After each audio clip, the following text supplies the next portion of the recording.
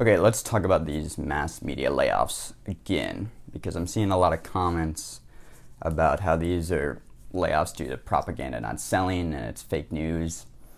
And I've seen a lot of videos on YouTube, and I think it's fair to say there's a lot of misinformation about what's going on. And, I'm going to try to tell it to you as straight as I can, as always. A lot of people aren't here in New York in the media world. So they have no idea what they're talking about. And I'm just a guy, I might not know either, but let's respond to a few of these comments. The main thesis of the comments and videos I'm seeing is that, fake news doesn't sell, propaganda doesn't sell, we need more facts. This is why Buzzfeed and Huffington Post are laying off people. And it's the exact opposite. Fake news does sell. Sensationalized news sells. Clickbait sells. Ideological driven news sells. Why do you think that's why InfoWars does so well? Or Don Lemon and all his paid contributors talking away on the left, talking away on the right, the polarizing opinions on the left and the right. Why do you think that has such good ratings? Why do you think Sean Hannity does so well? Tucker Carlson, right? Opinions do sell. Alex Jones makes a lot of money. No. Fake news sells. Fake news is really profitable. What's not profitable is moderate, middle-of-the-road opinions or reporting. Moderate opinions don't sell on cable news. A lot of moderate reporting doesn't get traffic.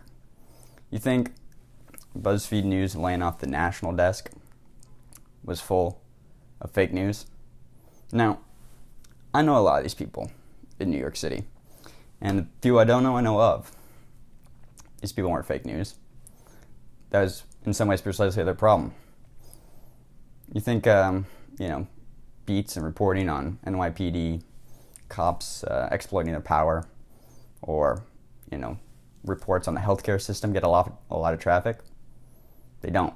Nobody reads that stuff. That's why I hit those desks. Let me tell you, I remember sleeping in some flea bag motel with John Stanton in Mexico because he cared about how migrants were being deported from the United States to Mexico. And you know how they're deported? I was there. I was on the Mexico border in Mexico, crossed on foot with John Stanton.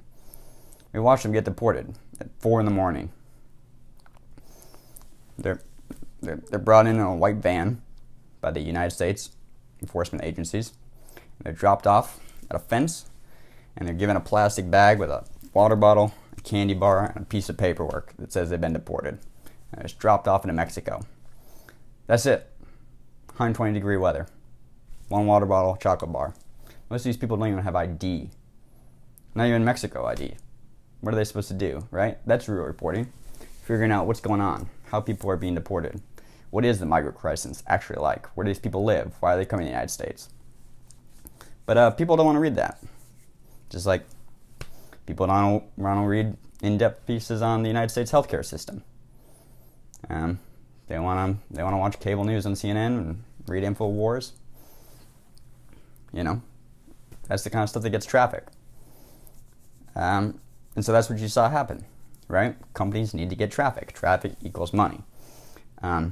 These people being laid off are not quality journalists. That has nothing to do with it. Their value wasn't that they lacked value in their ability to do solid reporting or to tell good stories. The value they lacked was a tangible means to monetize their content. And ultimately, that's what a lot of media is all about, is being able to monetize content. So what did you see? You saw the paring down of news divisions and news desks that couldn't, monetize their content as strongly. Let's think about it rationally. What, from the news angle of BuzzFeed, drives traffic? Well, all the social news about the little kid, hearing for the first time, or this crazy cute kitten, or the dress, is it white or black, or gold or red, and the dossier, right? Or the report that Trump instructed Cohen, or the hotel in Moscow, or that Trump was going to give Putin a penthouse in Trump Tower. That's the kind of stuff that drives traffic. So what was spared? Investigations and social news, right? Not the healthcare stuff, not the LGBTQ stuff, not the national desk. It just doesn't generate as much traffic. I'm saying that's good, I'm not saying that's bad. I'm saying that's market forces. It's economics. It's not ideologically driven like a lot of people think.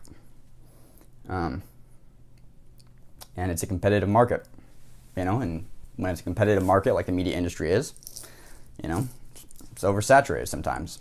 So they got to pare back. No. If anything,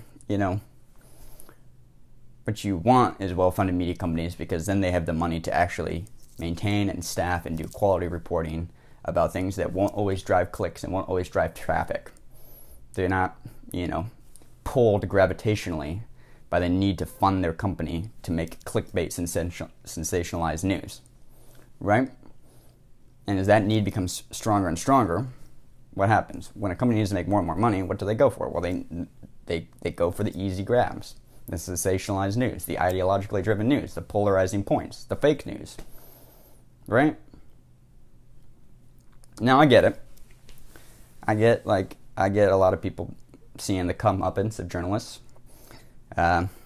Journalism, especially in the United States, it's kind of a very East Coast thing. It kind of has a elitism to it, and a lot of people see them being out of touch from the rest of the country, and that's true. But I'm from Kansas. I didn't go to J school. I know these people. The people who were laid off weren't fake news. They were good people. And the comments about, learn to code, right? Learn to code. That's what the journalist told the miners and all the other people losing their jobs. Well, I just need to get like a modern skill set. And, there's truth to that on both sides, right? It's a capitalist country. Markets change, skill sets change. But, still kicking people while they're down. And once again, I get that. I get that desire to want to kick media and journalists while they're down, because media has a tendency to do that. I think a lot of people see media preying on the downfall of others. Certainly, media had no problem kicking Louis C.K. while he's down over and over and over again for traffic and views. And so it feels good to kick people while they're down. I get it, but you're kicking the wrong people. That ire is misplaced. People let off weren't the ones doing fake news. Those are the people that were trying to do solid reporting, but just weren't getting enough traffic, weren't getting enough views. It's too moderate. Anyway, it's just a thought for you guys this morning. Just a guy. If you want to watch another video,